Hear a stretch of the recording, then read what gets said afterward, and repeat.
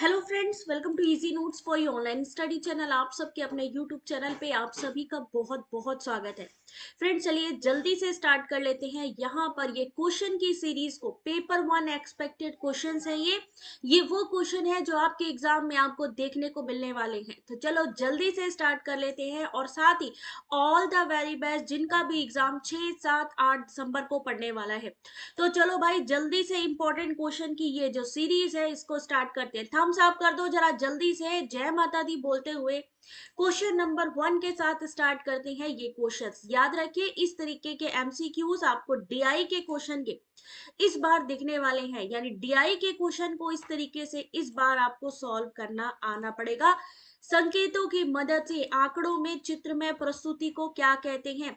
Time मिलेगा सिर्फ 30 seconds, आपको क्वेश्चन का आंसर करना है। टाइम स्टार्ट हो गया है अब। संकेतों के मदद से आंकड़ों में चित्र में प्रस्तुति को हम क्या कहते हैं। राधे राधे आशु। सॉरी कंचन, एक्चुअली हुआ क्या, पहले मैंने जो प्रिपेयर किए थे क्वेश्चन, केवल 15 क्वेश्चंस मैंने प्रिपेयर किए थे। लेकिन फिर मैंने सोचा 50 से काम नहीं बनेगा, कम से कम 40 टू 50 क्वेश्चंस होने चाहिए। तो वही क्रिएट करते हुए मुझे थोड़ा टाइम लगा, बट ये जो क्वेश्चन है एक्सपेक्टेड है, तो आप लोगों को बिल्कुल भी निराश नहीं होना पड़ेगा आज की सीरीज देखने के बाद। क्वेश्चन नंबर 1, टाइम है 30 सेकेंड, उसके आगे कुछ भी नहीं मिलने वाला है टाइम आपको। क्वेश्चन नंबर 1 सही आंसर है पिक्टोग्राफ।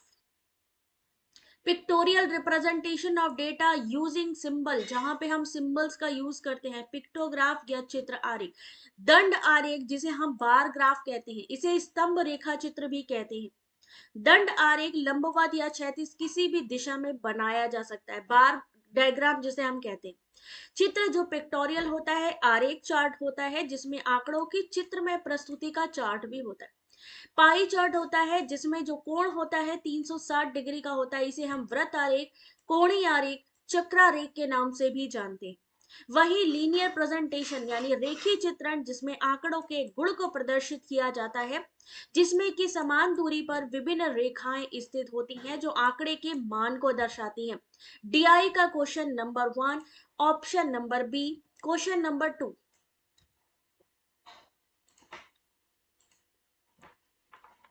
सबके लिए शिक्षा पर विश्व सम्मेलन 1990 में किस स्थान पर हुआ था। जनरल अवेयरनेस के भी क्वेश्चन है आप सभी के लिए।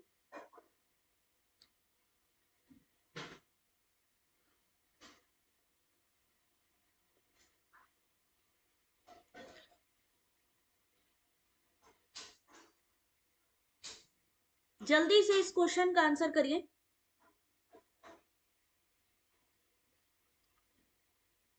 World Conference on Education for All was held in 1990 at which of the following places? Correct answer is option number 1, Thailand। सबके लिए शिक्षा पर विश्व सम्मेलन थाईलैंड के जोमतेहन शहर में 1990 में हुआ, जिसमें लगभग 155 देशों के 1500 सरकारी गैर सरकारी प्रतिभागियों ने भाग लिया। इसका उद्देश्य था बेसिक शिक्षा की जरूरत पूरा करना, बालक की प्राथमिक शिक्षा तक पहुंच सुनिश्चित करना, युवाओं को और एडल्ट्स को भी इसको लाभान्वित करना। अगर शिक्षा की बात करें तो शिक्षा क्षेत्र में जो संस्थाएं कार्य कर रही हैं उसमें यूनेस्को है, इसका फुल फॉर्म आ सकता है। यूनिसेफ काम कर रही है, यूएनएफपीए, यूएनडीपी और वर्ल्ड बैंक। इनसे जुड़ा हुआ क्वेश्चन भी आपको देखने को मिल सकता है।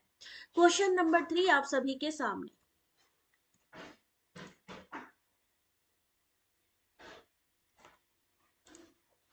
क्वेश्चन नंबर 3 आप सभी के सामने, जल्दी से इस क्वेश्चन का आंसर करिए। भारत में उच्च शिक्षा को क्षेत्रवार नियंत्रित करने के लिए यूजीसी ने पुणे, हैदराबाद, कोलकाता, भोपाल, गुवाहाटी, बेंगलुरु में 6 केंद्र खोले। वो कब खोले गए थे?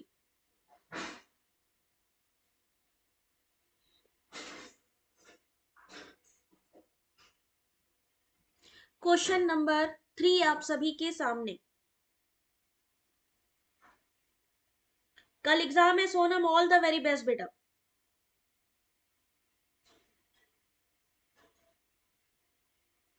क्वेश्चन को पढ़ते जाइए, आंसर करते जाइए। क्वेश्चन नंबर 3 सही आंसर है option number B, 1994 to 1995। Guys ये एक्सप्लेनेशन आप बहुत ध्यान से देखिए। 1945 में विश्वविद्यालय अनुदान समिति का गठन किया गया।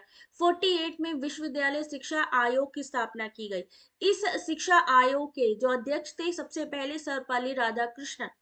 28 दिसंबर 1953 को मौलाना अबुल कलाम आजाद ने विश्वविद्यालय अनुदान आयोग का उद्घाटन किया था। अध्यक्ष कौन थे? विश्वविद्यालय शिक्षा आयोग की स्थापना कब हुई थी और किसने विश्वविद्यालय अनुदान आयोग का उद्घाटन किया था?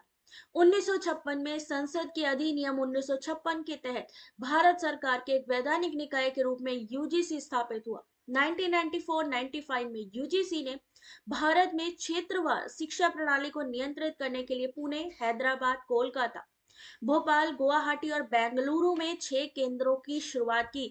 यहां से इस एक्सप्लेनेशन से आप देखिए कितने सारे क्वेश्चंस आपके बन जाएंगे। क्वेश्चन नंबर 4 आप सभी के सामने, टाइम स्टार्ट कर रही हूं अब।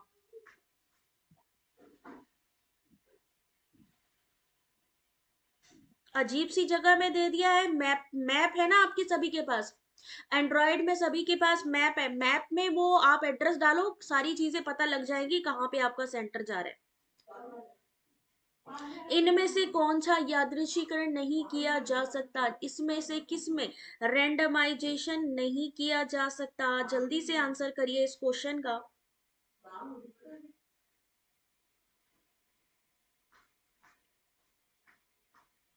चलिए देखते हैं क्वेश्चन नंबर 4। सही आंसर है option number B, stratified sampling. यादृच्छिकरण यानी प्रोबेबिलिटी बेस्ड जो नहीं है, नॉन प्रोबेबिलिटी पूछा गया है यहाँ पे, तो पर्पसिव सैंपलिंग। यादृच्छिक जिसमें कि हम प्रोबेबिलिटी सर्च करते हैं, इस विधि में सबको समान रखा जाता है, कोई भी बायसनेस नहीं होती है। ठीक है, समान संभावना जिसमें भी होती है वो कौन से हो गए? Random sampling, systematic sampling, stratified sampling, cluster sampling और मल्टी स्टेज सैंपलिंग। लेकिन जहां पर सबके समान चुने जाने की संभावना नहीं होती है वो कौन कौन से हो गए? पर्पसिव हो गए, कन्वीनियंट हो गए, कोटा सैंपलिंग हो गए, जजमेंटल सैंपलिंग हो गए, चेन सैंपलिंग हो गए। ठीक है, तो यहां पर ये पूरा एक्सप्लेनेशन, अगर अभी तक भी आपने क्वेश्चंस को नहीं पढ़ा है कोई बात नहीं, आराम से इस एक्सप्लेनेशन को पढ़ो और सारी चीजें आपको समझ में आती जाएंगी। क्वेश्चन नंबर 5 आप सभी के सामने, टाइम स्टार्ट कर रही हूं अब।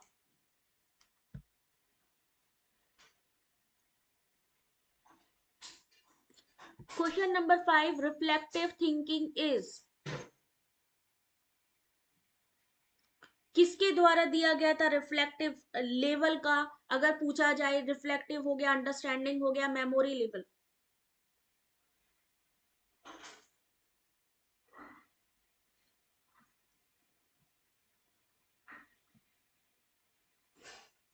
चलिए ध्यान से देखते हैं, रिफ्लेक्टिव लेवल में क्या होता है। ऑप्शन नंबर 1 प्रॉब्लम सेंटर्ड होता है।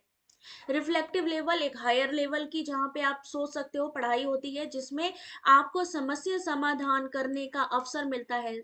जो विद्यार्थी होता है वो इंडिपेंडेंटली वर्क कर सकता है। वही मेमोरी लेवल की बात करें तो वो विचारहीन होता है, प्रस्तुतिकरण रटने पर बल दिया जाता है। बोध जिसको हम अंडरस्टैंडिंग कहते हैं, उसमें जनरलाइजेशन, सिद्धांतों को पहचानना, नियम को जानना, ये सब चीजें सिखाई जाती हैं। दो चीजों के बीच में अंतर करना सिखाया जाता है। चिंतन शिक्षण जो हाईएस्ट लेवल, सबसे लोएस्ट लेवल है स्मृति और सबसे हाईएस्ट लेवल है चिंतन शिक्षण। क्वेश्चन नंबर 6 आप सभी के सामने और टाइम स्टार्ट कर रही हूं अब।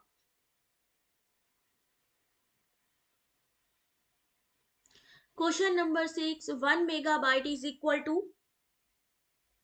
राजकुमार क्वेश्चन पे सबका फोकस बेटा, सबका फोकस क्वेश्चन पे, क्योंकि यहां से क्वेश्चन आपका आएगा। 1 मेगाबाइट किसके बराबर होती है? मान लीजिए एग्जाम में पूछा गया, क्या आंसर करेंगे?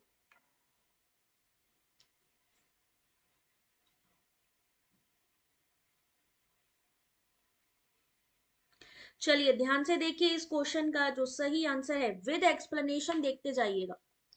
तो क्वेश्चन नंबर 6 सही आंसर है option number B, 1024 kilobytes. 1024 bytes equal to 1 KB, 1024 KB 1 MB, 1024 MB equal to 1 GB। और मेगाबाइट की बात करें तो 1024 केबी। ये पूरा हाईएस्ट जो आपकी स्टोरेज है उसको क्या कहते हैं, स्टोरेज इकाई को क्या कहते हैं। एक मेगाबाइट कितने बाइट के बराबर होती है या उसकी पावर कितनी होती है, ये पूछा जाता है। क्वेश्चन नंबर 7 आपके सामने, और आंसर करिए इस क्वेश्चन का। यहाँ पर paper 1 teaching research ICT higher education national education policy even general awareness के क्वेश्चन भी हैं आज की सीरीज में, तो कोई छोड़िएगा नहीं।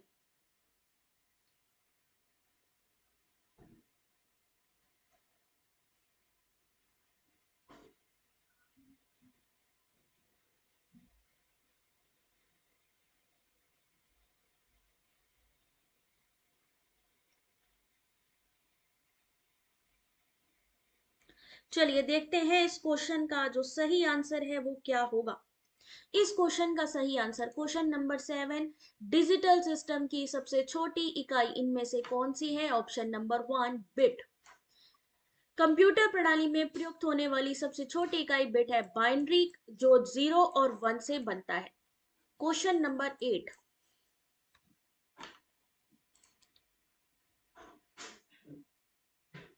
जल्दी जल्दी क्वेश्चन के आंसर दीजिए और लास्ट में जरूर बताइएगा किसके कितने क्वेश्चन सही हुए। आईपी का क्या मतलब होता है।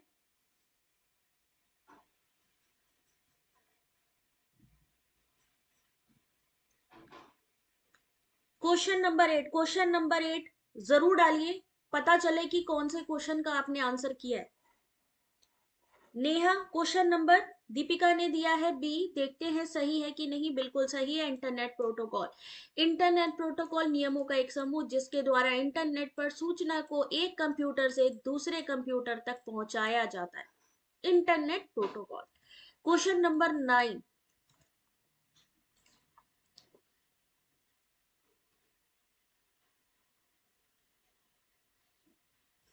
डिजिटल स्टोरेज के संदर्भ में ब्लू रे डिस्क क्या चीज है।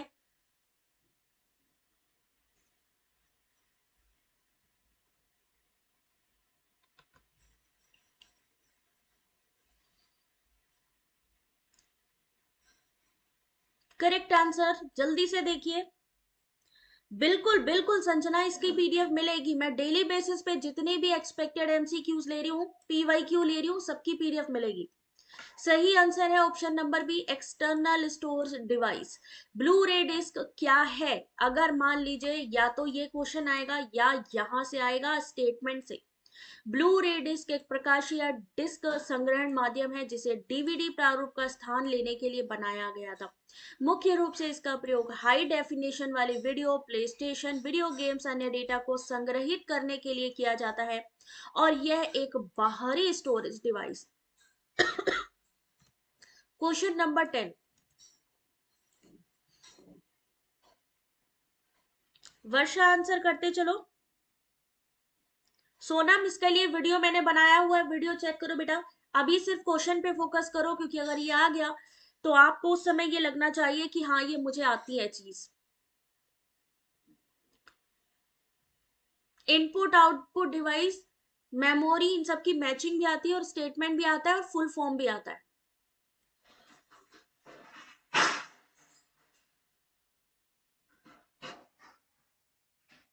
प्राची कॉन्फिडेंट रखो बेटा, अपने आप अपने ऊपर कॉन्फिडेंस रखो कि मुझे ये चीज आती है। जब मेरे साथ आप कॉन्फिडेंट होते हो ना, फ्रेंडली होते हो, ऐसे ही जब एग्जामिनेशन सेंटर पे जाया करो तो आपको यही लगना चाहिए कि यार ये चीज मुझे आती है। घबराओ नहीं। हो सकता है पहले पहले क्वेश्चन आपको टफ लगे, हो सकता है स्टार्टिंग पे देखने में आपको लगे कि आपको कुछ नहीं आता। कोई बात नहीं, थोड़ा रिलैक्स करो, डीप ब्रेथ लो, उसके बाद दोबारा से देखोगे सब आएगा। ठीक है। तो इनपुट डिवाइस कौन सी है, आउटपुट डिवाइस कौन सी है। Keyboard, mouse, touch pad, scanner. Statement में भी आता है digital camera, microphone, joystick, graphic tablet, touch screen, webcam. Input यानी जहां से हम इंफॉर्मेशन कंप्यूटर सिस्टम पे डालते हैं। आउटपुट जो हमें रिजल्ट देती है, जिसमें monitor, printer, headphone, computer speaker, projector, Braille reader और पोर्टल। अगर मैं आपसे कहूं पेरीफेरल डिवाइस, पेरीफेरल डिवाइस इसमें से कौन सी है।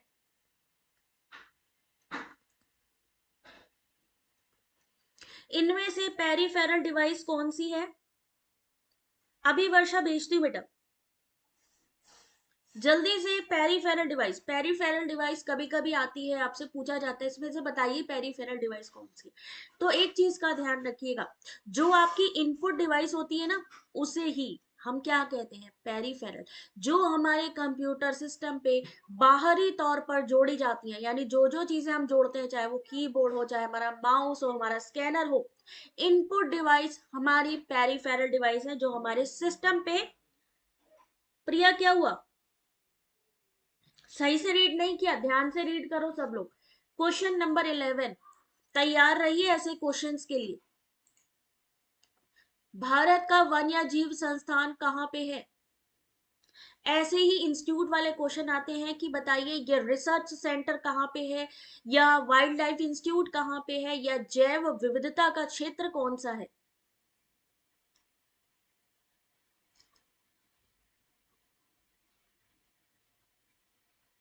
नमस्ते रेखा, आंसर करते चलो बेटा। भारत का वन्य जीव संस्थान अवस्थित है, question number 11, correct answer option number C, Dehradun में। भारतीय वन्य जीव संस्थान उत्तराखंड राज्य की राजधानी देहरादून में है। इसकी स्थापना 1982 में हुई थी और यह संस्थान प्रशिक्षण पाठ्यक्रम, एकेडमिक कार्यक्रम के अलावा वन्य जीव अनुसंधान और प्रबंधन में भी सलाह प्रदान करता है।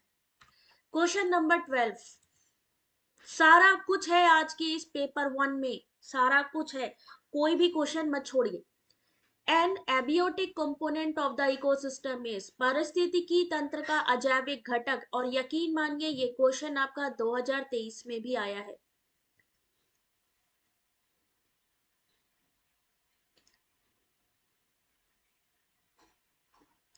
क्वेश्चन नंबर 12 सही आंसर,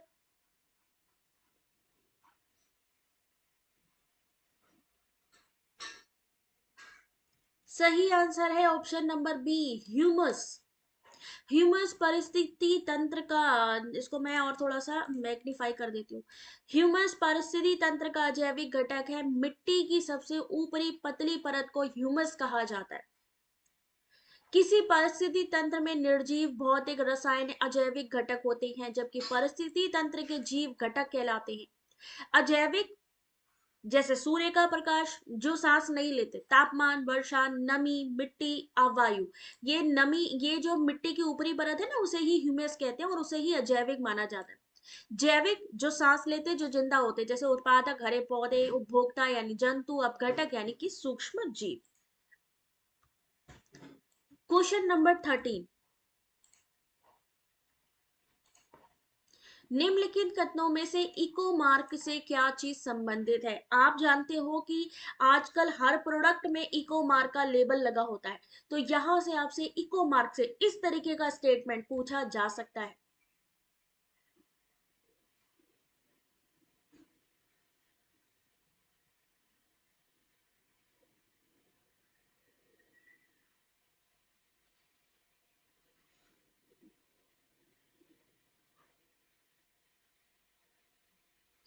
चलिए इस क्वेश्चन का सही आंसर देखिए क्या होगा। क्वेश्चन नंबर 13, सही आंसर ऑप्शन नंबर बी। यहाँ पर कुछ क्वेश्चंस के नंबर अलग अलग होंगे तो कंफ्यूज मत होना, जो चल रहा होगा उसको चलाते रहना। यहाँ पर मैंने 50 के अराउंड मैंने क्वेश्चन प्रिपेयर किए हैं, ठीक है। तो सही आंसर है BIS के द्वारा किया गया। और दूसरा है ऑप्शन नंबर 2, पर्यावरण के अनुकूल जो फ्रेंडली प्रोडक्ट है उनमें ये मार्क दिया होता है। किसके द्वारा दिया जाता है, भारत मानक ब्यूरो के द्वारा, और पर्यावरण वन मंत्रालय के अंतर्गत आता है। और इसे पहली बार इको मार्क को कब किया गया था जारी, 1991 में। इसीलिए ये जो तीसरा ऑप्शन है ये गलत है। 14 नहीं है, 15 है, तो 15 का आंसर, जो क्वेश्चन दिखता जाए वही क्वेश्चन नंबर डाल के आंसर करते जाइए, नहीं तो कंफ्यूज हो जाएंगे।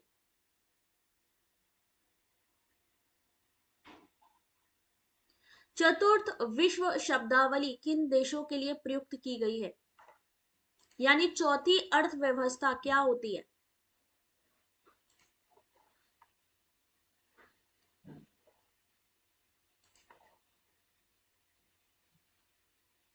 आज के क्वेश्चन, यस, थैंक यू नजर, आप लोग भी इतना अच्छा परफॉर्म कर रहे हो बच्चे।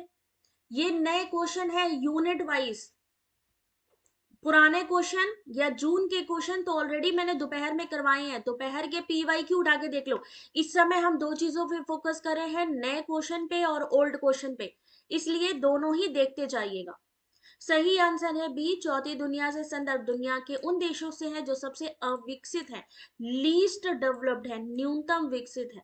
इसमें इथियोपिया, नाइजीरिया, अंगोला, सूडान ये सारे आते हैं। क्वेश्चन नंबर 17 आंसर देते जाइए, जो क्वेश्चन है पढ़ते जाइए, आंसर करते जाइए। 17 का सही आंसर करने के लिए टाइम मिलेगा, ये रहा।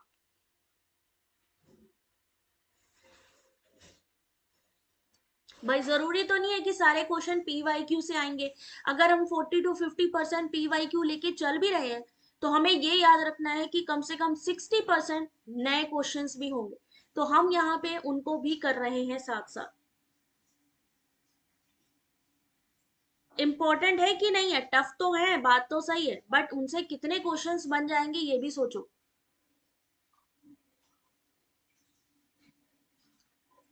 17 का सही आंसर दीपशिका क्या होगा? Option number C, both 1 and 2 correct. Rigveda में 1028 असंस्करण है, यानी there are 1028 version in the Rigveda. Rigveda को अष्टक भी कहा जाता है। संपूर्ण ऋग्वेद में 10 खंड हैं जिसे मंडल कहते हैं। ऋग्वेद में अन्य विभाजन में अष्टक, अध्याय 64, वग्र 2112, मंत्र कितने हैं? 10,552। ऋग्वेद में सूक्तों की संख्या है 1017। यदि बालखिल्य या परिशिष्ट भी जोड़ा जाए तो ऋग्वेद में सूक्तों की कुल संख्या 1028 हो जाएगी।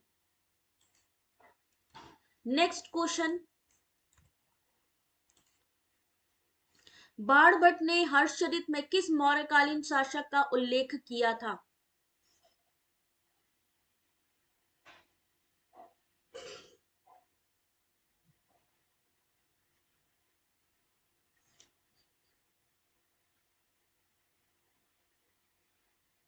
शलीशुक, वृद्रथ, पुणाल या इंद्रपालित?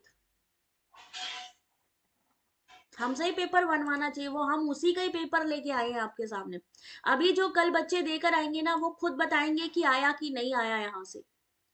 बाणभट्ट पुष्यभूति वंश के राजा हर्ष के दरबारी कवि थे। 2022 में पूछा गया था बाणभट्ट किसके कवि थे, कौन से राजा के?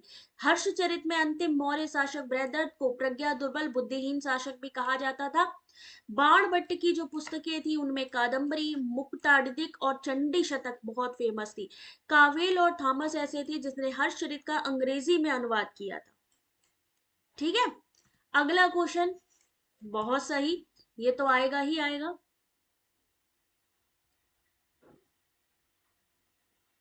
क्वेश्चन है कि भारत के संविधान के अनुच्छेद 21 ए में किस चीज का प्रावधान है? आर्टिकल्स भी आएंगे।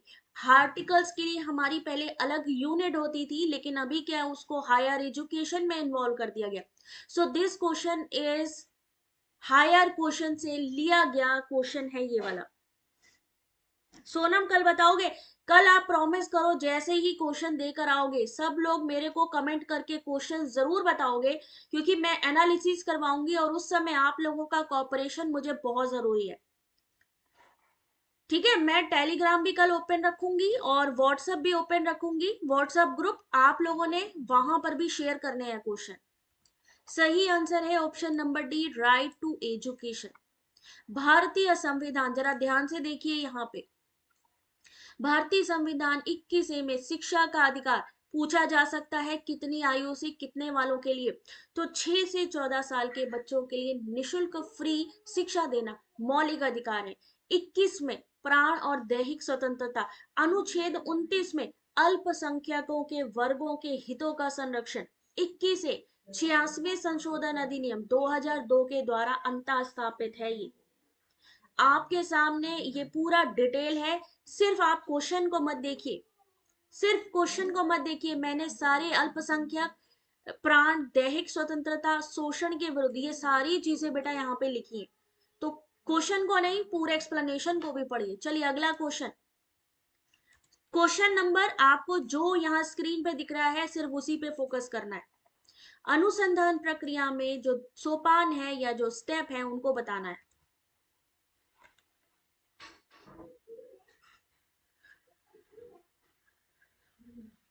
पेपर है ना कल। All the very best Rita.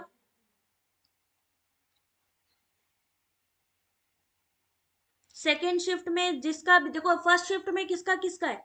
नमस्ते बीरेन। कल फर्स्ट शिफ्ट में किसका किसका है? जिसका भी फर्स्ट शिफ्ट में होगा, प्रॉमिस मी, आप लोग मुझे आकर के व्हाट्सएप में आपको लिंक दूंगी और टेलीग्राम, वहां पर क्वेश्चन जरूर शेयर करेंगे।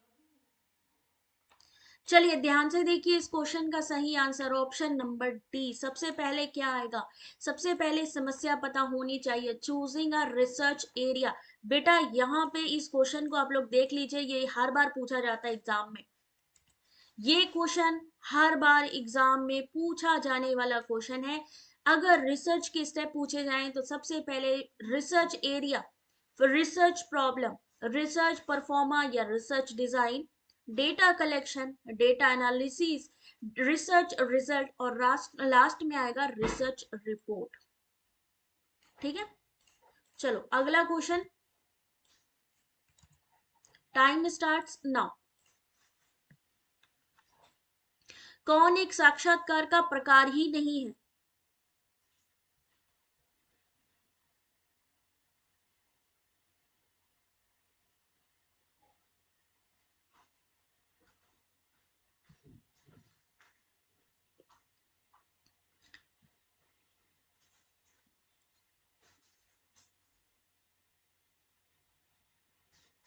सही आंसर है क्वेश्चन नंबर 2 का यहाँ पे निवेदिता। सही आंसर बेटा ऑप्शन नंबर बी स्पेसिफिक। ध्यान से देखिए क्वेश्चन। साक्षात्कार कितने प्रकार का होता है? संरचित होता है, असंरचित होता है या अर्ध संरचित होता है, यानी स्ट्रक्चर्ड, अनस्ट्रक्चर्ड या सेमी स्ट्रक्चर्ड, तीन प्रकार का होता है आपका इंटरव्यू। साक्षात्कार की संपूर्ण प्रक्रिया तीन भाग में होती है। Opening of interview, main body of interview और एंड ऑफ इंटरव्यू। तो यहाँ पर क्या चीज नहीं आती है? वो है स्पेसिफिक यानी कि विशेष। ये बाकी तीनों आते हैं इसके अंदर, अर्ध संरचित, संरचित या असंरचित।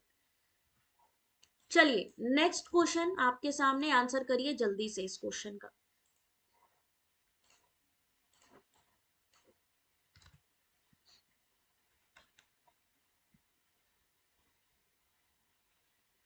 ये क्वेश्चन बहुत बार पूछा गया क्वेश्चन है। ज्योत्सना बेटा आंसर करते चलो। ये वो क्वेश्चन है जो एग्जाम में आपके आने के 100% चांसेस हैं। इसमें से कुछ ना कुछ जरूर आएगा। यूजीसी के प्रथम अध्यक्ष इनमें से कौन है? तीन टाइप के इंटरव्यू, थर्ड का, थ्री का। निवेदिता ने कहा है थ्री का थ्री। सही है कि नहीं? बिल्कुल सही बात है भाई, शांति स्वरूप भटनागर। लेकिन सिर्फ इतने से बात नहीं बनेगी, हमें थोड़ा पढ़ना होगा। यूजीसी के प्रथम अध्यक्ष डॉक्टर शांति स्वरूप भटनागर थे, जिनका कार्यकाल कब था? 93 से 55 तक। इसके वर्तमान अध्यक्ष कौन है? यूजीसी के प्रेजेंट चेयरमैन या अध्यक्ष कौन है?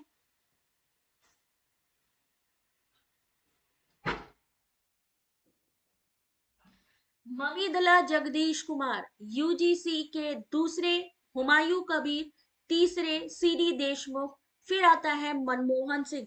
और याद रखिए कभी कभी इनके पूछे जाते हैं कि आप इनके समय के हिसाब से यानी क्रोनोलॉजिकल ऑर्डर में यूजीसी के चेयरमैन या अध्यक्ष को लगाइए, तो आपको याद होना चाहिए इसके बारे में। जगदीश कुमार ममिदला इस समय के वर्तमान अध्यक्ष हैं। फर्स्ट चेयरमैन आपके शांति स्वरूप भटनागर, प्रेजेंट जो आपके हैं ममिदला जगदीश कुमार। चलिए अगला क्वेश्चन आपके सामने है भाई, ये रहा। आपको आंसर करना है, जल्दी से आंसर करिएगा, टाइम स्टार्ट कर रही हूं आप।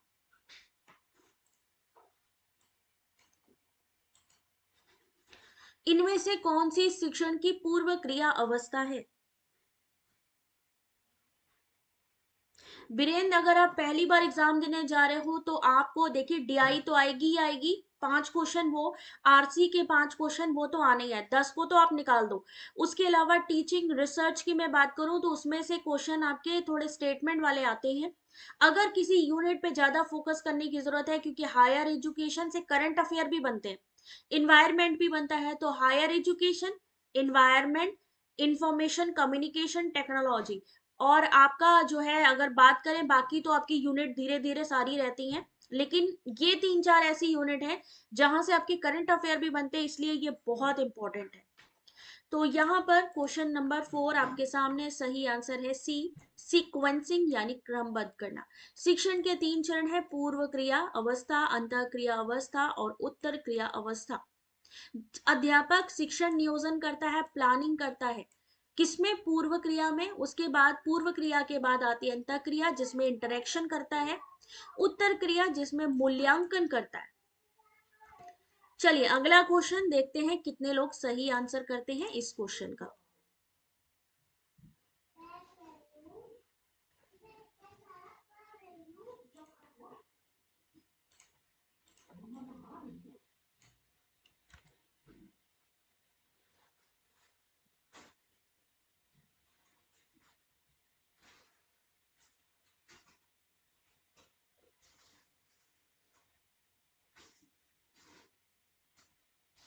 सॉफ्टवेयर प्रोग्राम जिसका उपयोग वेब पृष्ठों को देखने में किया जाता है उसे हम क्या कहते हैं? सही आंसर है क्वेश्चन नंबर 6 का सही आंसर ऑप्शन नंबर 1, ब्राउजर। चलो इसके बारे में थोड़ा सा ध्यान से देख लीजिए। ब्राउजर एक ऐसा सॉफ्टवेयर है जो इंटरनेट पर उपलब्ध सभी सामग्री को देखने प्रयोग करने के लिए प्रयुक्त होता है। सबसे पहले 1990 में टिम बर्नर ली ने वेब ब्राउजर बनाया जिसका नाम उन्होंने वर्ल्ड वाइड वेब रखा। वर्तमान की बात करें तो वेब ब्राउजर में internet explorer, Firefox, safari, Chrome, opera, navigator ये सारी चीजें आती हैं। ठीक है, अगला क्वेश्चन आपके सामने।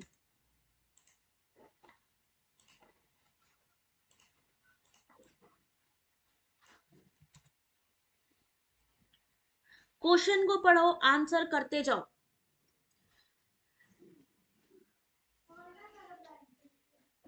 GUI, GPU ये सारी चीजें क्या इनके फुल फॉर्म आते हैं?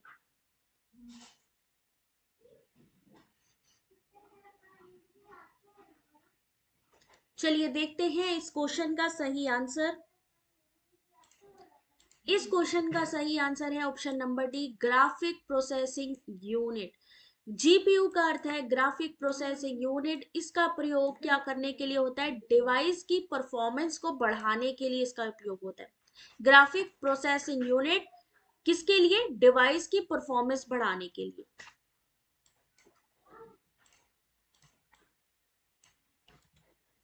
टाइम स्टार्ट कर रही हूं अब। कौन कौन से सर्च इंजन है, कौन से सॉफ्टवेयर है, कौन वायरस है, पूछा जाता है। एक वेब पेज को किसके द्वारा अभिकल्पित किया जा सकता है? Web page can be design by using one of the following. और इन चारों में से किसी का भी फुल फॉर्म आ सकता है।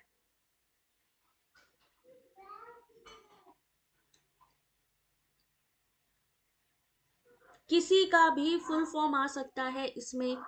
तो सही आंसर है इस क्वेश्चन का, सही आंसर ध्यान से देखिए, ऑप्शन नंबर सी, HTML। चलो इसके बारे में जल्दी से देखना शुरू करो आप सभी।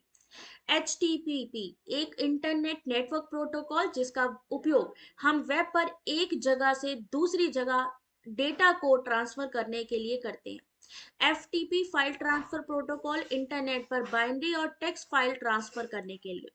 HTML जब हमें वेब पेज को क्रिएट करना है तो हाइपर टेक्स्ट मार्कअप लैंग्वेज का यूज करते हैं वेब पेज और कंटेंट बनाने के लिए। UDP, what is UDP?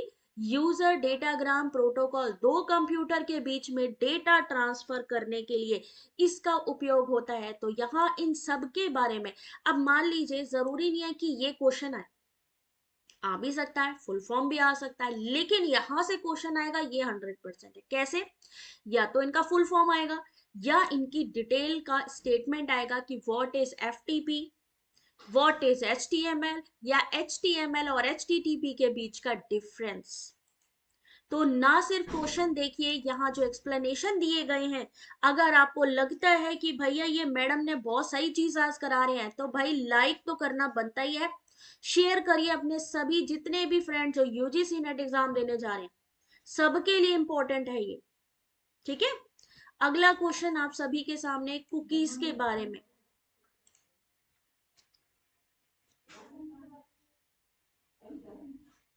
Radhe Radhe Kuldeep. Answer करो। In internet communication cookie is use for, cookie से क्वेश्चन 2020 में आया, 21 में आया, 22 में आया, 23 में भी आया है कुकीज में से क्वेश्चन। जिनको लगता है इंपॉर्टेंट क्लास चल रही है, जो एग्जाम से रिलेटेड क्लास चल रही है, थम्स अप करते जाना, वीडियो को एक लाइक करते जाना। कुकीज क्या होती है? कभी कभी हम लोग कहते हैं ना कि यार मैंने अमेजोन पे एक सूट मैंने देखा, लेकिन बार बार उसकी जो मेरे को ऐड दिख रही है बार बार, वो क्या होती है कि हिस्ट्री हमारी रिकॉर्ड कर ली जाती है, शेयर की जाती है, हमने क्या क्या चीजें जो है सर्च करी, सर्च हिस्ट्री। तो यहाँ पर सही आंसर, पूरे सत्र के लिए सर्वर की ओर से प्रमाणीकरण जानकारी संग्रहित करना। कुकी का उपयोग पूरे सत्र के लिए सर्वर की प्रमाणीकरण जानकारी संग्रहण करना। कुकीज क्या होती हैं? छोटी टेक्स्ट फाइल होती है जिनका विशिष्ट आईडी एक वेबसाइट द्वारा सिस्टम पर संग्रहित होता है, एक तरीके से हिस्ट्री होती है। ठीक है, अगला क्वेश्चन।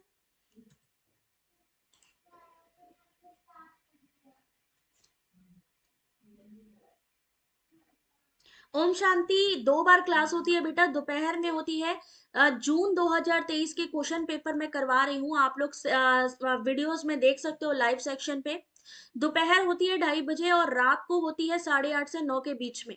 तो उसको आप लोग चेक कर लो, टेलीग्राम ज्वाइन कर लो जिन्होंने भी अभी तक टेलीग्राम ज्वाइन नहीं किया है। तो 1 गीगाबाइट, गजब है ना क्वेश्चन, नजर चलो। 1 गीगाबाइट किसके बराबर होती है? सही आंसर है बी, 1024 मेगाबाइट।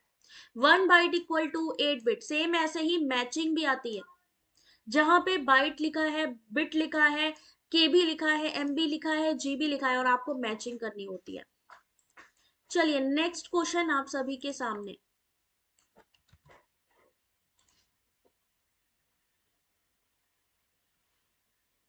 हरिकेश आंसर करते जाओ बेटा।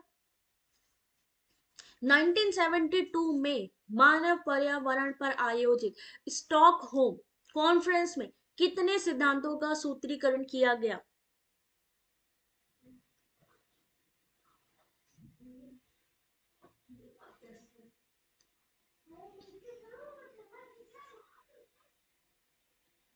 क्वेश्चन नंबर 11, और ये 11 क्वेश्चन नहीं है क्योंकि ऑलरेडी मैं 14-15 क्वेश्चन पहले करा चुकी हूँ, तो एक तरीके से हम 24 या 25वें क्वेश्चन के नियर अबाउट होंगे।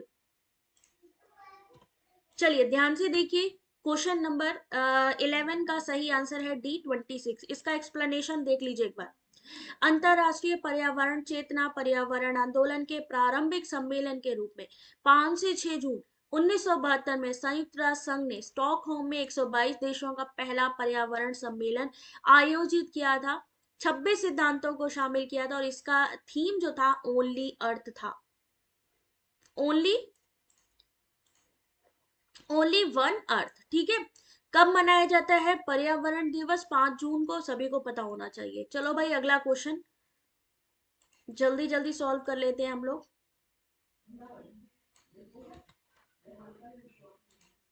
चलिए एक और बेहतरीन क्वेश्चन जिसके पूछे जाने की पूरे पूरे chances. Greenhouse effect is mainly caused bye.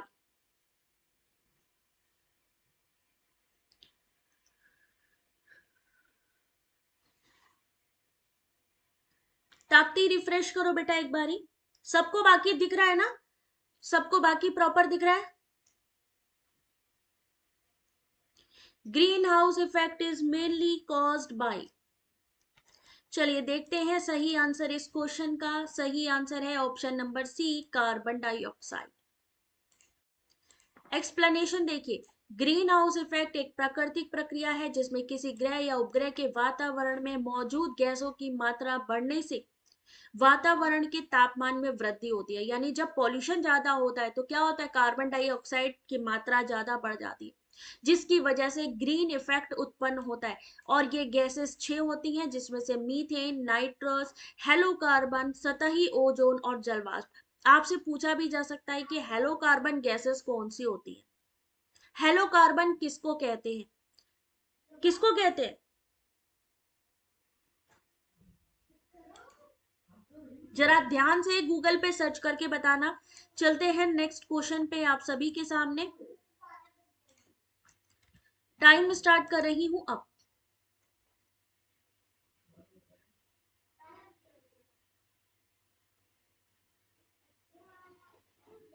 Entropy के बारे में क्या चीज सही है? एंट्रोपी के संदर्भ में जब तंत्र की ऊर्जा बढ़ती है तो कौन सा सही होगा? एंट्रोपी से हर बार क्वेश्चन आता है, व्हाट इज एंट्रोपी?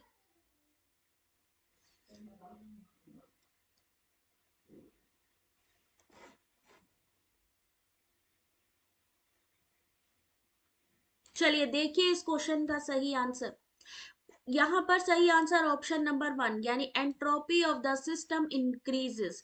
एंट्रोपी के संदर्भ में जब तंत्र की ऊर्जा बढ़ती है तो एंट्रोपी, तंत्र की एंट्रोपी भी बढ़ती है। ऊष्मा गति में एंट्रोपी निकाय में अनिश्चितता अव्यवस्था की मात्रा को दर्शाती। जब किसी भी निकाय को ऊष्मा दी जाती है तो तंत्र की ऊर्जा बढ़ती है, तब ये आणविक गति को बढ़ाकर निकाय की अव्यवस्था बढ़ा देती है और इसे ही तंत्र की एंट्रोपी कहते हैं, बढ़ गई है। Next question.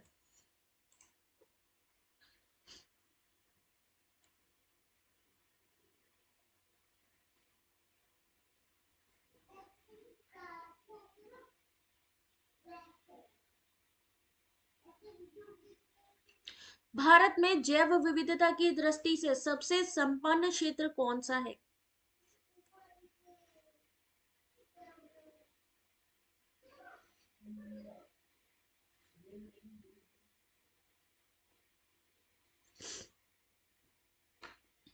चलिए ध्यान से देखिए, इस क्वेश्चन का सही आंसर है ऑप्शन नंबर 1 वेस्टर्न घाट।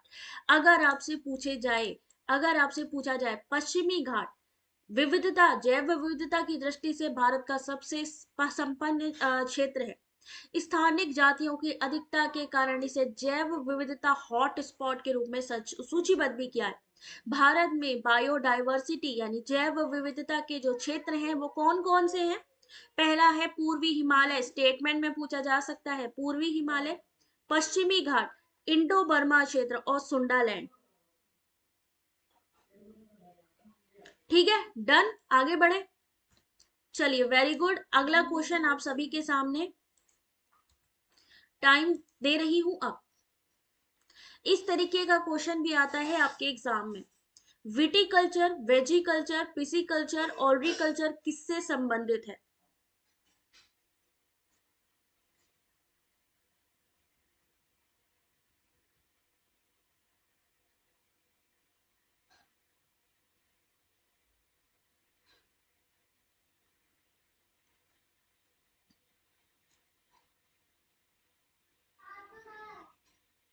चलिए देखते हैं इस क्वेश्चन का जो सही आंसर है वो क्या होगा।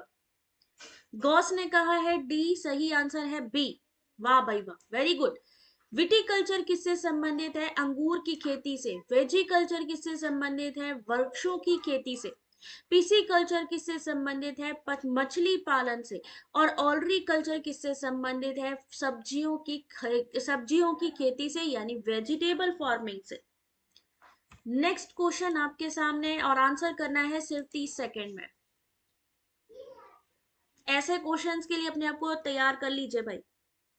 मजा आ रहा हो तो भाई थम्स अप कर देना, फटाफट बता देना कि सही लग रहा है, समझ में आ रही है चीजें।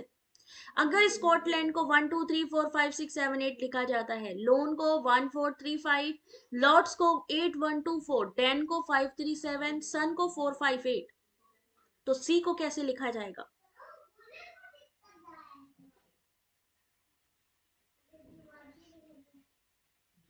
रीजनिंग का क्वेश्चन, अंजलि सर तुम्हारा सही है। अभी रीजनिंग का क्वेश्चन, रेखा जल्दी से आंसर करो बेटा। कोडिंग वाले ऐसे ही क्वेश्चन आएंगे कि इसको ये कहा जाता है तो उसको क्या कहा जाएगा।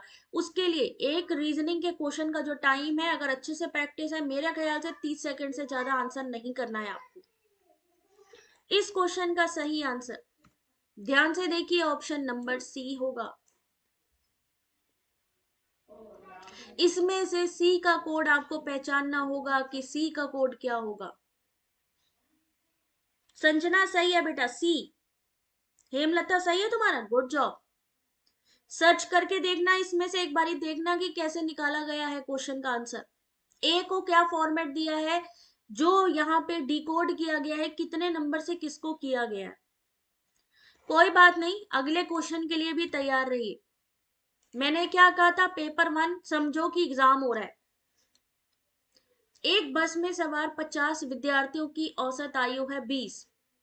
जब कंडक्टर की आयु सम्मिलित की जाती है तो औसत आयु 1 साल बढ़ जाती है। तो कंडक्टर की आयु कितनी है?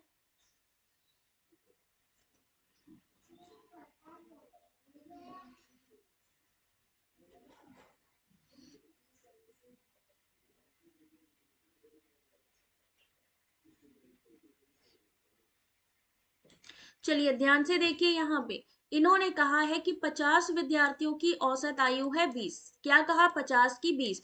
जब हमें टोटल आयु निकालनी होती है तो इन दोनों को हम क्या करते हैं? मल्टीप्लाई। तो टोटल निकला कि 1000 वर्ष। अब उसमें इन्होंने कहा कि कंडक्टर की आयु सम्मिलित की जाती है तो किसमें वृद्धि होती है? औसत आयु में। यानी पहले औसत आयु थी 20, अभी हो गई है 21 साल। अब एक बंदा बढ़ भी तो गया, तो अब हम क्या करेंगे? 21 और 51 को मल्टीप्लाई करके देखेंगे तो हमें टोटल मिलेगा 1071। तो अगर हमें 1071 मिला, पहले हमारी थी 1000, आपस में माइनस करेंगे तो हमें पता लगेगा कि कंडक्टर की जो उम्र है वो कितनी है? 71 साल। सही है? समझ में आ गई? जो भी हमारी एवरेज है आपस में मल्टीप्लाई करिए। जितनी मान लीजिए उनकी औसत आयु मान लीजिए 2 वर्ष बढ़ जाती तो हम इसको 22 कर देते।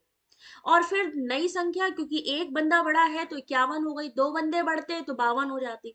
तो जो बड़ा है उसको उसी के हिसाब से बढ़ा के माइनस कर दो टोटल से, तो आपका आंसर निकल आएगा। बहुत ही आसान क्वेश्चन है ये, तो आंसर करो। याद रखिए हर एक क्वेश्चन टफ नहीं होगा। हर क्वेश्चन को ये समझ के मत सॉल्व करना कि सारे क्वेश्चन टफ है, कोई कोई बहुत इजी भी होगा।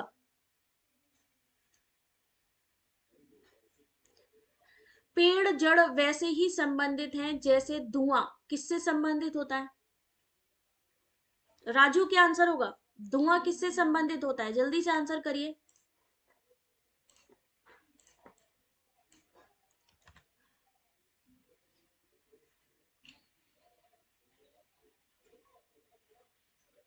जोया ने दिया है आंसर ऑप्शन नंबर 1। देखते हैं सही है कि नहीं। बेटा सी आंसर सही है। जैसे पेड़ जड़ से संबंधित है, अर्थात जड़ पेड़ का अभिन्न हिस्सा है, इसी प्रकार धुआं किससे संबंधित है? आग से संबंधित है, क्योंकि धुएं की उत्पत्ति आग जलने पर ही होती है। इसलिए सही आंसर ऑप्शन नंबर सी। सी वाले अपने लिए कैपिंग कर लें भाई, बहुत सही आंसर किया। अगला क्वेश्चन एनवायरमेंट। सारी चीजें डाल दी हैं यार, रीजनिंग भी डाल दी, आईसीटी भी डाल दिया, टीचिंग भी डाल दिया, रिसर्च भी डाल दिया, करंट अफेयर भी डाल दिए। और क्या चाहिए एक क्लास में आप सभी को? The concept of ecosystem was firstly put forth by, परिस्थिति तंत्र की अवधारणा प्रथम बार किसने दी थी?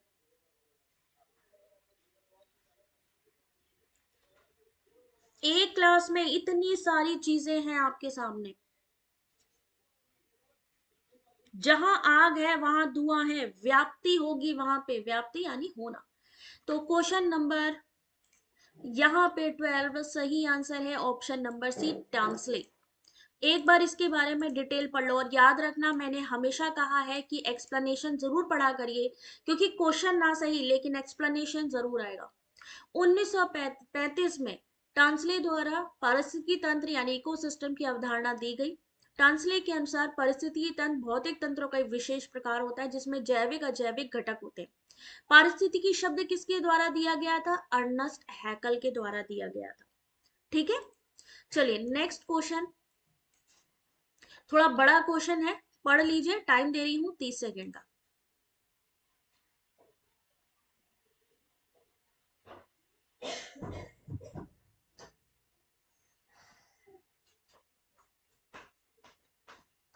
सूर सरोवर रामसर स्थल, कितने रामसर स्थल हैं इस समय इंडिया में? मालूम है क्या?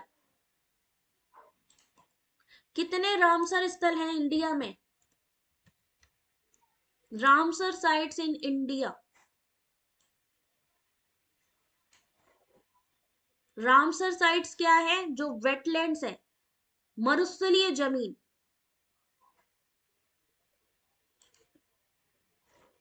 कितने हैं? 75। इस समय इंडिया में कितने हैं? 75 है रामसर साइट्स। इस क्वेश्चन का सही आंसर है ऑप्शन नंबर बी, यानी केवल 2। इट इज मैन मेड रेजर्वियर, यानी एक मानव निर्मित जलाशय है सूर सरोवर रामसर। थोड़ा सा इसके बारे में देखिए। सूर सरोवर रामसर स्थल आगरा में स्थित एक मानव निर्मित जलाशय पक्षियों के लिए सैरगाह है, जिसे कीठम झील के नाम से भी जानते हैं। 2012 को 11 स्थलों को शामिल करने के बाद भारत में रामसर स्थलों की संख्या कितनी हो गई? 75। 1971 में यूनेस्को में ईरान के रामसर नामक शहर में आयोजित सम्मेलन में विभिन्न देशों ने आर्द्र भूमि पर वेटलैंड पर अभिसमय संधि हस्ताक्षर किया। तत्पश्चात सदस्य देशों ने ऐसे स्थलों का संरक्षण विकास किया। भारत के तमिलनाडु में सबसे ज्यादा रामसर साइट्स हैं 14, उत्तर प्रदेश में 10। भारत ने अगर पूछा जाए कि रामसर संधि पर कब हस्ताक्षर किया, 1 फरवरी 1982 को। और पहला रामसर स्थल कौन सा है? आपकी चिल्का झील है। एक क्वेश्चन आपने पढ़ा और उससे आपका ये एक्सप्लेनेशन यही लग रहा था। 2 फरवरी को वर्ल्ड वेटलैंड डे मनाया जाता है, बिल्कुल सही बात है। हो रहा है ना? अगर आप क्वेश्चन सॉल्व करे हो आपको खुद पता चल रहा है कितने रामसर साइट्स हैं। ठीक है, कब ये स्टार्ट हुआ, कहां से स्टार्ट हुआ। नया रामसर साइट कौन सा है इंडिया में? उड़ीसा का टम्पारा लेक। उड़ीसा का Tampara lake, Hirakud रेजर्वियर, Ramsar sites है नई। ठीक है, इनके बारे में, रामसर के बारे में पढ़ लियो एक बारी। अगला क्वेश्चन, ये तो कल ही भी आपके मेरे ख्याल से दोपहर वाले क्वेश्चन पेपर में आया था ना ये वाला क्वेश्चन। पृथ्वी तल के निकट वायुमंडल की परत का क्या नाम है?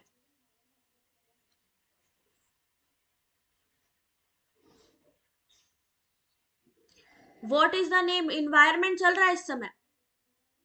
पृथ्वी तल के सबसे निकट, याद रखिए, एक्सोस्फेयर, आइनोस्फेयर, ट्रोपोस्फेयर, स्ट्रेटोस्फेयर। यहां से आपके क्वेश्चन आते हैं सबसे ज्यादा। मतलब सबसे ज्यादा का क्या मतलब है कि कंटिन्यू क्वेश्चन आते हैं।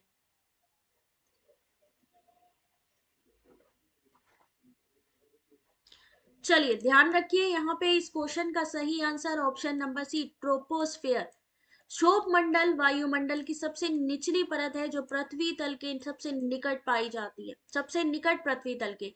इस सतह से 18 किलोमीटर की ऊंचाई तक पाई जाती है और सभी मौसमी गतिविधियां क्षोभ मंडल में ही घटित होती है। ठीक है, ऐसे ही पूछा जाता है कि अगर मान लीजिए हेलीकॉप्टर चलता है तो वो कहाँ पे, कौन से मंडल में चल रहा है। समुद्र है तो उसे हम कौन सा मंडल बोलेंगे। या मान लीजिए सैटेलाइट भेजी जाती है तो वो कौन से स्फीयर में भेजी जाएगी। तो यहाँ पे ऐसी ही चीजों को पढ़ना है आपको। कितने किलोमीटर से कितने किलोमीटर का रेंज है ये भी पढ़ना पड़ेगा, आया है अभी 2023 के एग्जाम में। चलो भाई, एनईपी 2020 हायर एजुकेशन, आज तो मतलब गजब क्वेश्चन है बिल्कुल। NEP 2020 weather hazard occur in this layer. Very good Zulfi. Sanjana, जो क्लास का टाइमिंग है दोपहर को 2:30 बजे मैं करती हूँ PYQ 2:30 बजे। आपको जून का पेपर देखना हो तो आप ज्वाइन कर सकते हो। उसके अलावा रात को 8:30 से 9 के बीच में रहती है क्लास। ठीक है,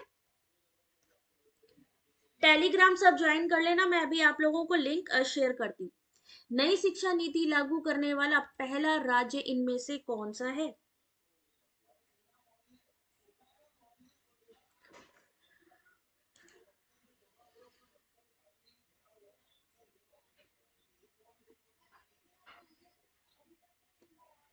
चलिए ध्यान से देखिए इस क्वेश्चन का सही आंसर ऑप्शन नंबर 1, उत्तराखंड। अब इसके बारे में थोड़ा बेटा डिटेल देख लीजिए। 12 जुलाई 2022 को उत्तराखंड पूर्व प्राथमिक स्तर पर नई शिक्षा नीति लागू करने वाला पहला राज्य उत्तराखंड। कब? 12 जुलाई 2022 को। और यहाँ पे जो यहाँ के मुख्यमंत्री थे पुष्कर सिंह धामी, उन्होंने बाल वाटिका का भी उद्घाटन किया था। पहला राज्य उत्तराखंड। करंट अफेयर के क्वेश्चन स्टार्ट हो गए अब। सारा कुछ है आज के इसमें, बस करते जाइए।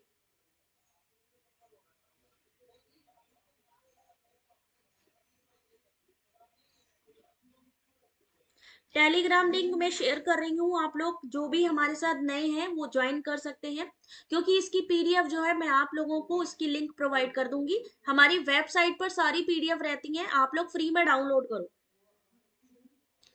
एक भारत निर्माण योजना का संगठक इनमें से कौन से नहीं है? भारत निर्माण योजना से संबंधित इसमें से कौन सी चीज नहीं है?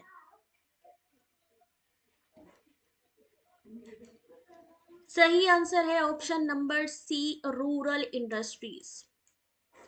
थोड़ा सा इसके बारे में देख लीजिए।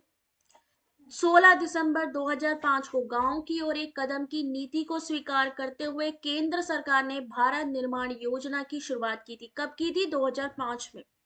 इस योजना पे 6 क्षेत्रों पर केंद्रित किया गया था ध्यान। गांव की ओर एक कदम की नीति थी, सिंचाई को सुनिश्चित करना, गांव को सड़कों से जोड़ना, आवास उपलब्ध कराना, पीने का पानी सुनिश्चित करना, गांव में बिजली आपूर्ति, ग्रामीण संचार। और ये किसके द्वारा संचालित है? ग्रामीण विकास मंत्रालय के द्वारा। इसमें ग्रामीण उद्योगों को शामिल नहीं किया गया है। चलिए अगला क्वेश्चन है आपका, जीएसटी परिषद का अध्यक्ष इनमें से कौन सा है?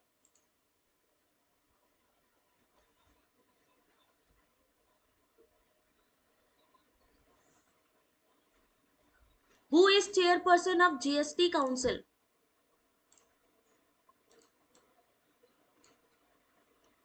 हमारा संविधान कौन से देश से कॉपी किया गया? हमारा संविधान कहां से लिया गया? जीएसटी जो लागू किया गया कौन से देश से कॉपी किया गया? ये भी क्वेश्चन आते हैं। Who is chairperson of GST council? Same ऐसे ही नीति आयोग से भी क्वेश्चन आते हैं।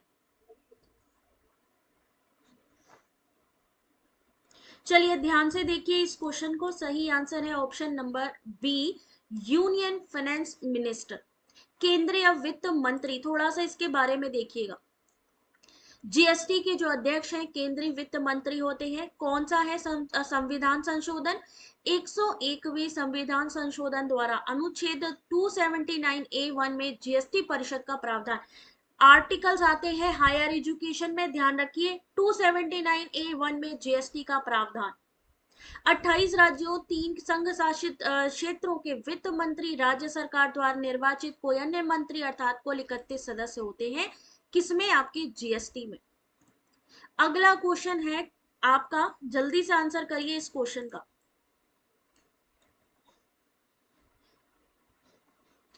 किस राज्य सरकार के द्वारा स्वनिर्भर नारी योजना की शुरुआत की गई?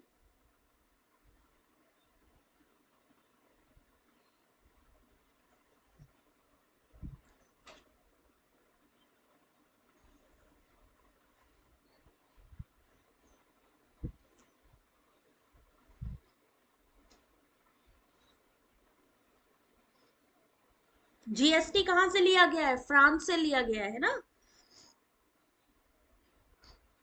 सेम ऐसे ही कि जो हमारे 1857 में जो हमारे यूनिवर्सिटीज बनी थी, ऐसा एक क्वेश्चन और भी आता है कि 1857 में जो हमारी 3 यूनिवर्सिटी बनाई गई थी, उन 3 यूनिवर्सिटी को किसके तर्ज पे बनाया गया? लंदन यूनिवर्सिटी की तर्ज पे। तो वो वहां से भी आपका क्वेश्चन आता है, इस चीज का ध्यान रखिए, ठीक है। तो स्वनिर्भर नारी योजना की शुरुआत आसाम, वेरी गुड जॉब। 2022 को असम के मुख्यमंत्री हेमंत बिस्वा ने असम के गुवाहाटी में स्वदेशी बुनकरों को सशक्त बनाने के लिए स्वनिर्भर नारी योजना की शुरुआत की। चलिए अगला क्वेश्चन आपके सामने, टाइम स्टार्ट हो रहा है अब।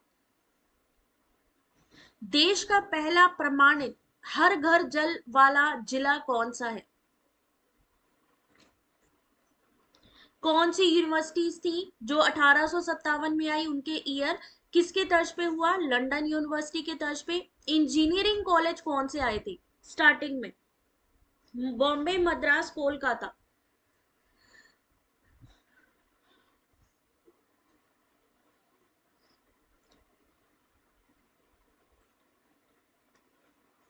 चलिए ध्यान से देखिए नेक्स्ट क्वेश्चन को। से पहले आंसर है यहाँ पे, सही आंसर बुरहानपुर।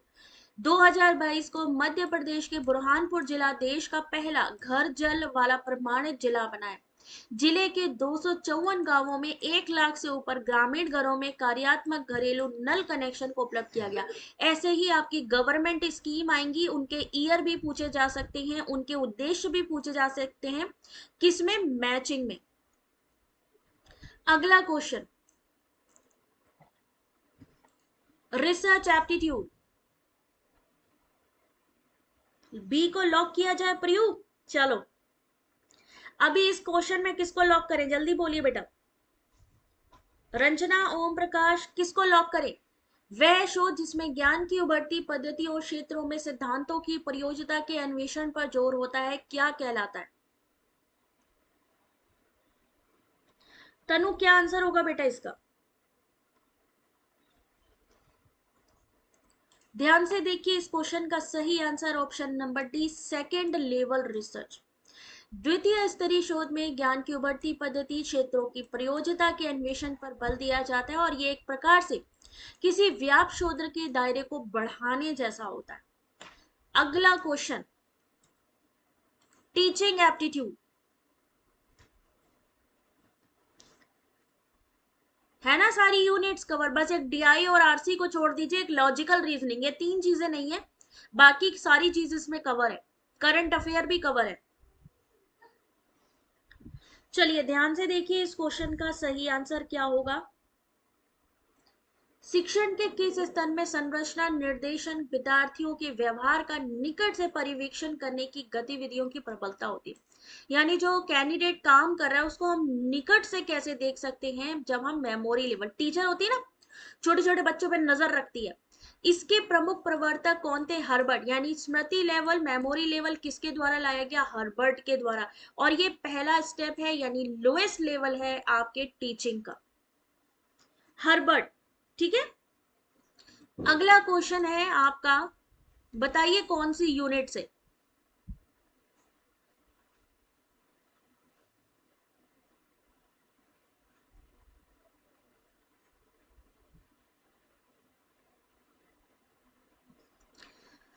निर्माणात्मक मूल्यांकन की क्षमता में सुधार के लिए कौन सा शोध स्वरूप यथोचित होगा?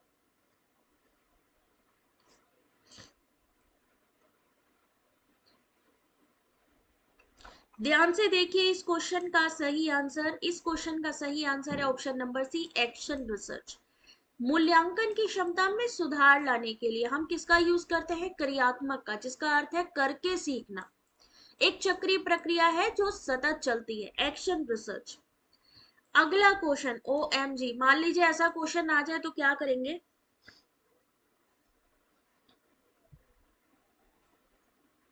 आज का क्लास 8 आवर से चल रहा है क्या? भैया अपन मैराथन वैराथन नहीं कराते, हम 1 घंटे में 1.5 घंटे में उतनी ही चीजें करा देंगे जितनी आप 8 घंटे की मैराथन लोगे। मतलब अगर आप 6 घंटे की मैराथन लोगे, उसमें लोग कितने क्वेश्चन सॉल्व कराएंगे? 50। हम आपको 1 घंटा या 1.5 घंटे में ही 50 क्वेश्चन करवा देंगे, मैराथन की जरूरत नहीं है, हमें 8 घंटा लटकाएंगे नहीं आपको। सी को लॉक करें, क्वेश्चन नंबर 4। और ये मैं बेट के साथ कह सकती हूँ, आप पीडीएफ लोगे, उसमें काउंट करना कि कितने क्वेश्चन आज मैडम ने करवाए हैं, को 50 से ज्यादा ही हो, कोई बड़ी बात नहीं है। सही आंसर है 30। क्या किया गया है? 1 स्क्वायर, 2 स्क्वायर, 8 स्क्वायर, 1 2 8 स्क्वायर, कितना हुआ? 69, -4 65, 65 आया। सेम ऐसे ही यहाँ पे क्या किया? 5 3 2 स्क्वायर, 38, 38 में क्या किया? 4 माइनस किया। तो यहाँ पे क्या करेंगे? 3 स्क्वायर, 4 स्क्वायर और 3 स्क्वायर, 34 में माइनस क्या करेंगे? 4 को, क्योंकि 4 4 माइनस कर रहे हैं। तो सही आंसर क्या आएगा? Option number 1, 30। अगला क्वेश्चन आपके सामने, डिस्टेंस वाला क्वेश्चन आ गया, तो मैथमेटिकल भी हम करवा रहे हैं, रीजनिंग भी करवा रहे हैं। अब आंसर करिए इस क्वेश्चन का।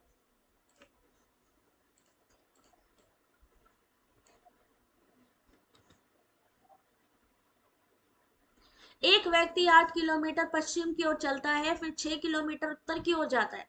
अब वो अपने प्रारंभिक स्थान से कितनी दूरी पर है?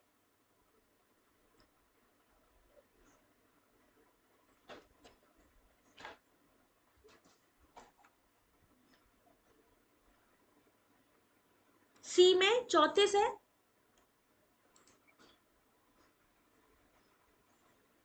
34 में से हम 4 को माइनस भी तो करेंगे बेटा, 4 माइनस भी तो हो रहा है, तो यहां पर 4 माइनस होगा तो 30 नहीं आएगा, माइनस भी तो हो रहा है बेटा यहाँ पे। सही आंसर इस क्वेश्चन का option number C, 10 kilometre. 8 kilometre, हमें डायरेक्शन याद रखनी है, east west north and south. इन्होंने क्या कहा, पश्चिम की ओर चलता है, यानी हम 8 किलोमीटर पहले पश्चिम की ओर चले। पश्चिम कहाँ है, वेस्ट यहाँ पे है, तो हम इस दिशा की तरफ बढ़े। फिर 6 किलोमीटर उत्तर की ओर चला, उत्तर किधर है हमारा, नॉर्थ इधर है, फिर हम मुड़ गए और नॉर्थ की तरफ चले। तो वो अपनी प्रारंभिक दूरी से कितनी दूरी पे है, तो यहाँ पे क्या हो जाएगा आपका सही आंसर 10 किलोमीटर। शॉर्टकट यहाँ पे डाल दिया इन्होंने। अगला क्वेश्चन जल्दी से आंसर करिए। समुदाय का संयोजन, संगठन, विकास का, उसके पर्यावरण से संबंधों का अध्ययन क्या कहलाता है? कोई बात नहीं ओम प्रकाश, आराम से क्वेश्चन को जो सामने है उसको सॉल्व करते जाइए, ठीक है।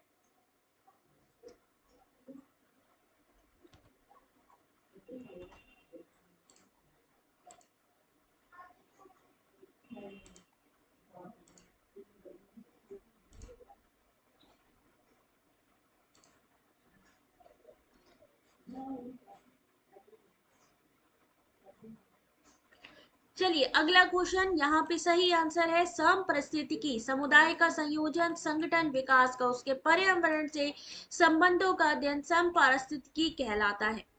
अगला क्वेश्चन, टाइम स्टार्ट हो रहा है अब।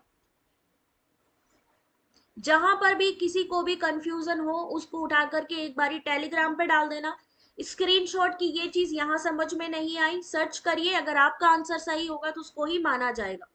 ठीक है, हमसे भी गलती हो सकता है आपका आंसर भी सही हो, इसलिए डाउट को सॉल्व करने के लिए ज्यादा से ज्यादा सर्च करिएगा।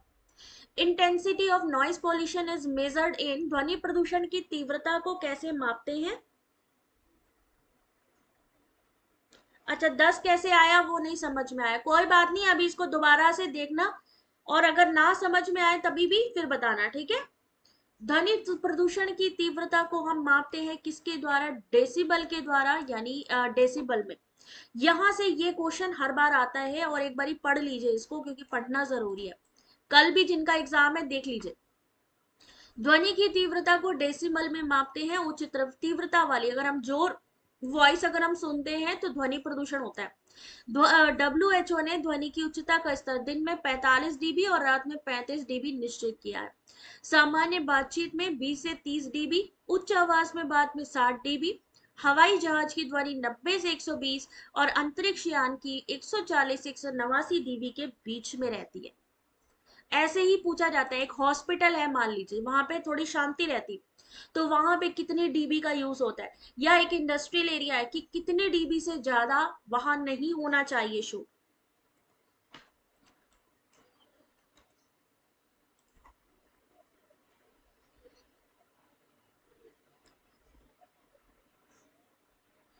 बस कंप्लीट होने वाला है बेटा, बस कंप्लीट होने वाला, सोना।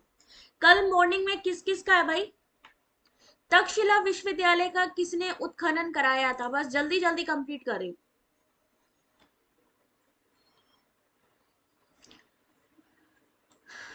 चलो मैं अब फटाफट, टाइम नहीं दूंगी, 11 को है exam. Harikesh all the very best बेटा, थैंक यू गुड़िया। तक्षशिला का उत्खनन करवाया था, option number B, John Marshall ने। ठीक है, नालंदा के विषय में जानकारी सर्वप्रथम 1812 में किसने दी थी, हैमिल्टन ने। जीर्णोद्वार 1915 में, 1922 में मोहन जोदाड़ो की खुदाई राखाल दास बनर्जी द्वारा कराई गई थी। बनारस में केंद्रीय हिंदू विश्वविद्यालय की स्थापना किसने की थी?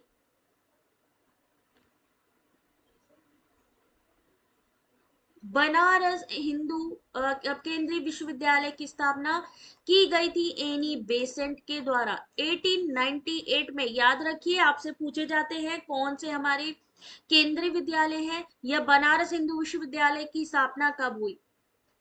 चलिए अगला क्वेश्चन, लास्ट क्वेश्चन है। 11 जुलाई, आई थिंक एक दो क्वेश्चन और होंगे। 11 जुलाई विश्व जनसंख्या दिवस मनाया जाता है, कब मनाया जाता है, 11 जुलाई 2022 को विश्व जनसंख्या दिवस की थीम क्या थी? 13 को है, ऑल द वेरी बेस्ट बेटा आयुषी। 2022 विश्व जनसंख्या दिवस की जो थीम थी वो क्या थी? ऑप्शन नंबर 1, 8 बिलियन की दुनिया, सभी के लिए लचीले भविष्य के अवसरों का दोहन और सभी के लिए अधिकार और विकल्प सुनिश्चित करना। और 11 जुलाई 1989 को यूनाइटेड नेशन ने पहली बार विश्व जनसंख्या दिवस को मनाया था। ये क्वेश्चन हर बार आता है, किसमें शोध की विधियां और प्रक्रिया में नम्यता यानी लचीलापन पाया जाता है? तो सही आंसर नृजातीय और घटनावृत्तिक अध्ययन। नम्यता किसमें पाई जाती है? 8 को है। ऑल द वेरी बेस्ट बेटा। कल जिनका भी मॉर्निंग शिफ्ट में हो मुझे जरूर बताएंगे कि कैसा पेपर आया, ठीक है? यहां पर सही answer option number 1, Rigveda, Yajurveda, Samaveda, Atharvaveda किस ब्राह्मण से संबंधित है? एक ये क्वेश्चन सॉल्व कर लो बस, एक ये क्वेश्चन सॉल्व कर लीजिए। ऋग्वेद, यजुर्वेद, सामवेद, अथर्ववेद। कल की क्लास में कौन कौन आएगा? कल भी होगी क्वेश्चंस की भरमार, तो कल भी तैयार हो कि नहीं हो? जल्दी से एक बारी लाइक शेयर कर देना, और टेलीग्राम में अभी थोड़ी देर में मैं लिंक प्रोवाइड करूंगी, सब लोग जुड़ जाना, सबको पीडीएफ मिलेगी, ठीक है? जो भी भाई लाइक शेयर करेगा। वर्षा फर्स्ट मीटिंग में है, 13 को Rajkumar, all the very best. Nanda, सही आंसर देखिए इस क्वेश्चन का ऑप्शन नंबर ए होगा। ऋग्वेद कौशिकी ऐत्रीय ब्राह्मण, यजुर्वेद शतपथ, सामवेद पंचविश और अथर्ववेद गोपद ब्राह्मण। तो यहाँ पर क्वेश्चंस मैंने करवा दिए हैं, काउंट कर लेना, काउंट कर लेना और फिर मुझे बताना कि कितने क्वेश्चंस थे, ठीक है? तो all the very best guys, कल आपका एग्जाम है, जिनका भी बहुत अच्छे से होगा, कॉन्फिडेंट होकर जाइएगा। अब हम मिलेंगे कल दोपहर की क्लास में, जो कि आपको 2 से 2:30 बजे के बीच में मिलने वाली है। सबसे रिक्वेस्ट है कि प्लीज आप लोग क्या करेंगे, 2 बजे भी हो सकती है, 2:30 बजे भी हो सकती है, तो टेलीग्राम ज्वाइन करना बिल्कुल ना भूलें। कैसे लगे क्वेश्चन एक बारी थोड़ा सा मुझे भी बता दो, क्योंकि मुझे भी मोटिवेशन की जरूरत होती है, और पता होना चाहिए कि भाई ऐसे ही क्वेश्चंस मैं कल और अच्छे से लेकर आऊं, या मुझे बुक से ही जो नॉर्मल क्वेश्चन आते हैं वैसे ही लाने हैं।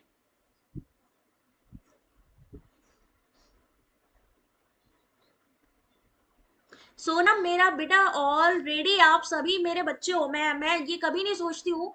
कई लोग कहते भी है कि मैम अभी इतनी उम्र नहीं है, आपके बच्चे बोलते हो, बट मैं अगर आपको पढ़ा रही हूँ ना, मैं जैसे एंजल को पढ़ाती हूँ ना, मैं वैसे ही आपको पढ़ाती हूँ।